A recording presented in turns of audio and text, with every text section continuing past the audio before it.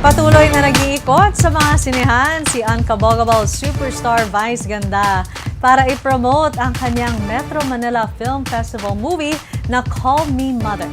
Nitong Lunes, dumalo sa screening ng kanyang pelikula sa isang sinehan sa Quezon City si Vice.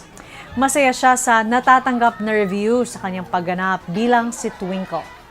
Aniya noong ginagawa pa nila ang pelikula, hindi naman niya inisip kung ano ang sasabihin ng mga kritiko sa kanyang pag-arte. Sinunod lang niya ang mga pinagagawa sa kanya ni Direk Jun Lana. Sa magkasunod na box office success ng And the Breadwinner Is at Call Me Mother, sinabi naman ni Vice na magtutuloy-tuloy ang tambalan nila ni Direk Jun Lana sa isa pang pelikula.